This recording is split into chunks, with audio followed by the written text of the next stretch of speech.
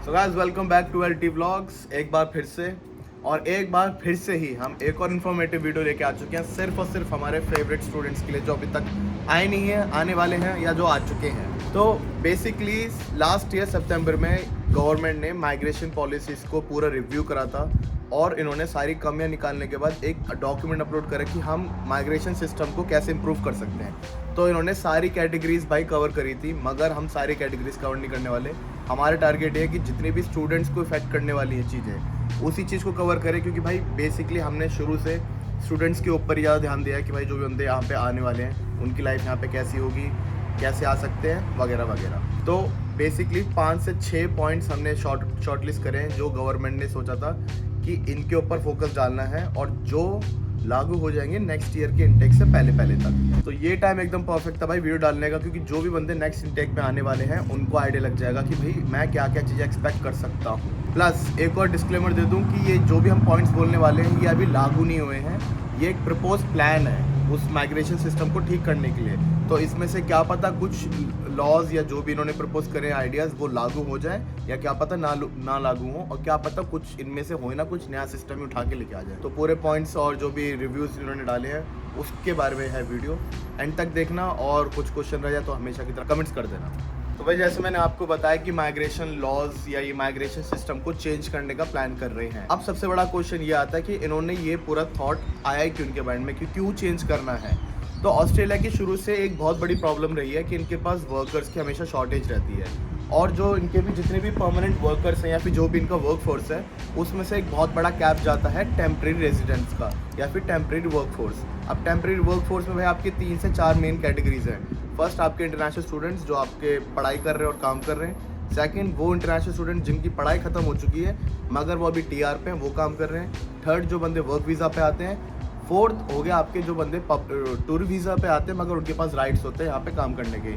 For example आप countries कर लो तो जितने बंदे यूरोप से या यूके से आ रहे होते हैं या न्यूजीलैंड से आ रहे होते हैं उनको 6-6 महीने या 1 साल का वीज़ा मिलता है और उनके पास राइट्स होते हैं यहाँ पे काम करने के। तो इनका मेन प्रॉब्लम ये थी कि ये टेम्प्रेरी चीज़ को परमानेंट में करें। अब उस परमानेंट कैटेगरी में भी जितने भी इंटरनेशनल स्टूडेंट्स हैं जो यहाँ पे पढ़ने आते हैं उनका सबसे बड़ा मेजर कैप होता है कि उनका टारगेट होता है मन में कि मैं यहाँ पे आऊँ, एजुकेशन लूँ और पीआर हासिल कर लूँ। मगर ये ऐसा नहीं कि हर बंदे को पीआर दे देंगे, क्योंकि हर कंट्री का टारगेट होता है कि जो उनकी पॉपुलेशन है वो एकदम टॉप ऑफ द लाइन हो, क्रीम लेवल पे हो, हायर एजुकेशन हो, हायर कम्युनिकेशन स्किल्स हो। इसलिए इन्होंने एक चीज़ प्रपोज करी है कि अब जो लेवल सेटअप करने वाले जो भी इंटरनेशनल स्टूडेंट्स आएंगे उनका एडमिशन में आइल्स का स्कोर या पीटी का स्कोर का लेवल ही हायर कर देंगे। तो फॉर एग्जांपल जो किसी पुराने कोर्सेज में 5.5 की रिक्वायरमेंट में आपका एडमिशन हो रहा था, अकॉर्डिंग टू द प्रपोजल उसमें ये इंक्रीज़ कर सकते हैं 6 या 6.5 तक। वो एग्जैक्टली कब प्रपोज होगा या कब लागू होगा उसके बीच में कोई डेट नहीं है, और कितना हायर हो सकता है उसका भी उन्होंने अभी तक कोई कंफर्मेशन दी नहीं है, क्योंकि टिल डेट ये सिर्फ एक बड़ा सा प्रपोजल है। तो भाई सेकंड पॉइंट की ओर चलते हैं जो कि स्टूडेंट्स के लिए सबसे ज़्यादा फायदेमंद है। वो है कि ऑटोमेटिक टीआर प्रोसेस हो जाया करेगा आपसे, जो कि अगेन एक प्रपोजल है। तो इसकी हिस्ट्री क्या है कि जैसे स्टूडेंट्स जब होते थे, स्टूडेंट्स एक बार अपना स्टूडेंट वीज़ा खत्म करते थे, उसके बाद वो टीआर के लिए अप्लाई करते थे, उसके बीच में उनका एक ब्रिजिंग वीज़ा आता था और उसके बाद कहीं जाकर उनका टीआर आता था। तो ब्रिजिंग वीज़ा होता आपका 3 महीने का हो सकता है, 6 महीने का हो सकता है, 12 महीने का हो सकता है, कोई उसमें ना टाइम फ्रेम फिक्स नहीं था। और उस टाइम पे जॉब्स बंदों को मिल नहीं पाती थी, क्योंकि बहुत सारे एम्प्लॉयर्स होते हैं उनके पास जॉब्स इन हैंड होती हैं, जॉब्स अवेलेबल होती हैं, बट जस्ट कॉज कैंडिडेट उनका एक ब्रिजिंग वीज़ा पे है उसके चक्कर में स्टूडेंट्स को जॉब नहीं मिल पाती थी इवन दो दे वर एलिजिबल। तो इसमें गवर्नमेंट ने प्रपोज क्या किया है कि जैसे ही इंसान की एक स्टडीज़ खत्म होने वाली होगी या फिर उसका स्टूडेंट वीज़ा एक्सपायर होने वाला होगा, उसका ऑटोमेटिक रिन्यूअल हो जाएगा टुवर्ड्स अ टेम्प्रेरी रेजिडेंट। क्योंकि at the end of the day जब आप पढ़ाई खत्म करते हो आपको टीआर तो मिलना ही है। तो रादर देन आप मैनुअली अप्लाई करो, 3, 6, 12 महीने वेट करो और उसके बाद आपको टीआर मिले, उसमें क्या होगा स्टूडेंट्स का टाइम वेस्ट नहीं होगा और वो डायरेक्टली अप्लाई कर पाएंगे टीआर के लिए। और इसमें भाई 1 या 2 डिस्क्लेमर में देना चाहूँगा कि जो हम बात कर रहे हैं जॉब्स की, दैट इज़ जो आप फील्ड में जिससे आपने पढ़ाई की है उसकी जॉब्स, ठीक है, full time job. Casual jobs आपको कोई भी दे देगा, कहीं पे भी मिल जाएगी। We are only talking about office jobs. और जो ये टीआर का टाइम फ्रेम है ये प्रोसेसिंग टाइम है, क्योंकि ऑनशोर बंदे बहुत ज़्यादा होते हैं इसलिए टाइम कुछ कह नहीं सकते। It's very similar to student visa. जब आप स्टूडेंट वीज़ा अप्लाई करते हो आने को आपका 2-3 हफ्ते में भी आ सकता है, और अगर डिले होना होगा तो भाई 4-6 महीने डिले हो सकता है। तो 2 बहुत तगड़े एग्जांपल मैं आपको देना चाहूँगा। मैंने जब अपना टीआर अप्लाई किया था, मेरा आई थिंक विदिन 5 वीक्स आ गया था, और हमारे एक फ्रेंड हैं, काफ़ी ओन फ्रेंड है, उनका आई थिंक 12 महीने बाद आया था। तो वो 1 साल तक प्रॉपर जॉब अप्लाई नहीं कर पाए थे, वो अपनी नॉर्मल सिक्योरिटी और एक क्लब वगैरह की जॉब्स कर रहे थे, which is all right. But at the end of the day आपने अपनी पढ़ाई खत्म की है, 1 साल क्यों ही वेस्ट करना, ठीक है। तो आई थिंक ये जो प्रपोजल है ये स्टूडेंट्स के लिए बहुत बेनिफिशियल होगा, काफ़ी अंडररेटेड पॉइंट है ये, but I think and I hope that it happens. And बाकी जब अपडेट मिलेगी तब भी कुछ आगे बताओ भाई। नहीं तो मैं जैसे अभी पार्थ ने टीआर कोर्सेज के बारे में बताया, टीआर के बारे में बताया कि जो बंदे पढ़ाई खत्म करेंगे उनको ऑटोमेटिकली टीआर पे शिफ्ट कर देंगे, ये इनका प्रपोज है। सिमिलरली इसका एक और बड़ा एडवांटेज क्या होगा कि ऑस्ट्रेलिया का प्लान ये है कि जो फील्ड में उनकी वर्कफोर्स की लिमिटेड है और आप उसी की पढ़ाई करने आ रहे हो, तो ये आपकी टीआर की ड्यूरेशन भी बढ़ा देंगे।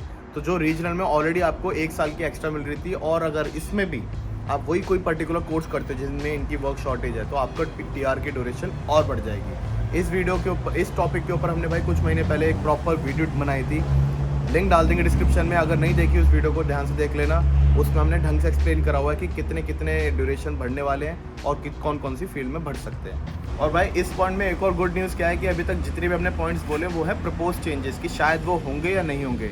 मगर इस पॉइंट की सबसे अच्छी बात है कि ये कंफर्म हो चुका है कि 1 जुलाई से ये लागू हो जाएगा और आपको एक्स्ट्रा टीआर का ड्यूरेशन मिल जाएगा। तो काफी बहुत जेन्युइन बात है। तो बधाइयाँ सिर्फ और सिर्फ आपको। तो नेक्स्ट पॉइंट की तरफ चलते हैं, जो कि हर स्टूडेंट्स के लिए बहुत ज़्यादा इंपॉर्टेंट है और बहुत ही जेन्युइन पॉइंट है ये, जो है जीएसटी के ऊपर, ठीक है। तो जीएसटी का मतलब गुड्स एंड सर्विस टैक्स नहीं है, यहाँ पे आप गलत हैं, यहाँ चूक गए आप। GST stand for genuine student test, मौके पे, ठीक है, जो रिप्लेस करेगा जीटीई को।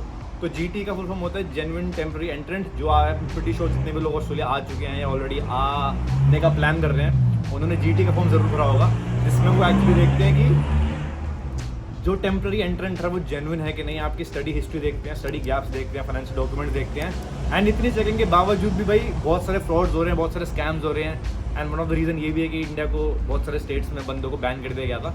तो इस चीज़ को इराडिकेट करने के लिए ये लोग जीएसटी लागू करने वाले हैं, which stand for genuine student test. उसमें भाई जो बंदा यहाँ पे जेन्युइनली पढ़ाई करने आना चाह रहा है, सिर्फ उसी को एंट्री दी जाएगी। क्योंकि बहुत लोग स्टूडेंट वीज़ा को गलत पाथवे की तरह यूज़ करते हैं, just to gain entrance to Australia, फिर यहाँ के काम में लग जाते हैं, यहाँ के कोर्स चेंज कर लेते हैं, और बहुत सारे अंडर द टेबल काम होते हैं। और उसका पाथवे किससे मिलता है? सिर्फ जेन्युइन स्टूडेंट जीटी से मिलता था, सिर्फ स्टूडेंट वीज़ा के थ्रू। तो वो चीज़ थोड़ी टफ होने वाली है, बट आई थिंक ये बहुत स्टूडेंट्स के लिए गुड न्यूज़ की तरह भी है, और ऑस्ट्रेलिया के लिए भी गुड न्यूज़ के लिए है। क्योंकि जो स्टूडेंट यहाँ पे एक्चुअली पढ़ने आना चाहता है सच्चे दिल से, सिर्फ जेन्युइनली पढ़ने आना चाहता है मौके पे, सिर्फ उसी को एंट्री दी जाएगी। और इनके लिए डिसाइड करने में आसान होगा कि भाई ये बंदा जेन्युइनली पढ़ाई करने आया है, जेन्युइनली इसने पढ़ाई करी है, जेन्युइन जॉब कर रहा है, और इसलिए जेन्युइन बंदा भी होगा, इसलिए सिर्फ उसी को पीआर दी जाएगा, वो भी जेन्युइन वाला पीआर उसी को दिया जाएगा। तो जीएसटी वो एक बहुत वास्ट टॉपिक है, इसमें हम कवर नहीं करवाएंगे, but if you need a separate video on genuine student test, क्योंकि मैंने बहुत सारे रिसेंट कमेंट्स देखे थे इस चीज़ पे, मुझे भी इतनी नॉलेज नहीं थी इस पे, मैंने थोड़ा रिसर्च किया, और अगर आपको इस पर डेडिकेटेड वीडियो चाहिए हो तो ज़रूर बता देना, मौके पे ही डाल देंगे। नेक्स्ट प्रपोजल की मैं बात करने वाला हूँ, वो जितने भी स्टूडेंट्स यहाँ पर आते हैं उनके लिए बहुत ही ज़्यादा इंपॉर्टेंट होने वाला है। पहले का सिनेरियो क्या होता था कि अगर आप अनपेड इंटर्नशिप कर रहे हो, इवन दो आप वहाँ पे 10 घंटे कर रहे हो, 15 घंटे कर रहे हो, वो आपके काउंट होते थे टोटल वर्किंग आवर्स में। अब उसमें क्या होता था कि भाई बंदे परेशान होते थे कि मैं काम करूं जिससे मेरे को पैसे मिलेंगे, जिससे मेरी लिविंग ऑफ चलेगी, या फिर मैं एक्सपीरियंस लूँ कंपनीज में इंटर्नशिप करूं जो मेरे को लॉन्ग टर्म में फ़ायदा देगा। मगर इवन दो वो करंट सिनेरियोज में पिसते थे। इस चीज़ को गवर्नमेंट ने नोटिस करा और सोचा है कि अनपेड इंटर्नशिप जो होती है या फिर आपका अनपेड जो वर्क होता है उसके घंटे आपके काउंट नहीं करेंगे टोटल वर्किंग आवर्स में। तो काफ़ी ज़्यादा भाई गुड न्यूज़ है जितने भी हमारे स्टूडेंट्स हैं, क्योंकि अब वो अपनी साइड बाय साइड इंटर्नशिप कर सकते हैं, उससे उनको एक्सपीरियंस मिलेगा जो आगे जाके जब कोर्स खत्म होगा उनको जॉब मिलने में और आसानी होगी।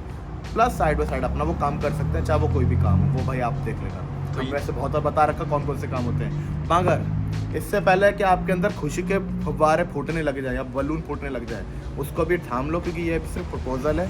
अगर लागू हो गया तो भाई बहुत अच्छी बात है, नहीं लागू हुआ तो फिर अब चल तो रही है दुनिया, वैसे चल जाएगी आगे भी।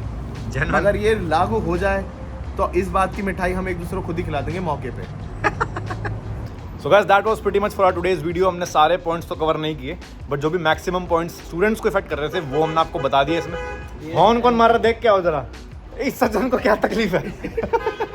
ये तकलीफ खत्म ही नहीं हो रही है। तो भाई हाँ, हम एक नीचे लिंक चिपका देंगे जिसमें सारे पॉइंट्स लिखे हुए हैं, सारी स्ट्रीम से रिलेटेड।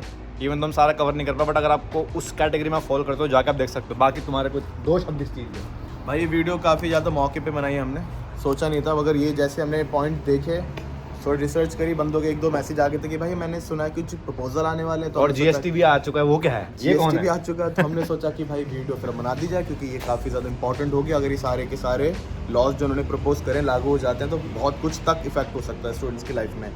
तो बस देख हाँ, लेना अगर वीडियो इन्होंने पूरे अगर- एंड तक। अभी तक वैसे देख ही End नहीं, हो यहाँ तक गया आ है गए ये, हो। ठीक है। तो अगर ये सारे प्रपोजल भाई इंप्लीमेंट हो जाते हैं तो आई थिंक ये मौके पे बहुत ही अच्छी चीज़ है स्टूडेंट्स के लिए और जेन्युइन एडवांटेज हो जाएगा आपको। तो आई होप आपको वीडियो पसंद आई हो। मिलते हैं नेक्स्ट वीडियो में। कोई डिमांड हो तो नीचे डाल देना। वो भी मौके पे।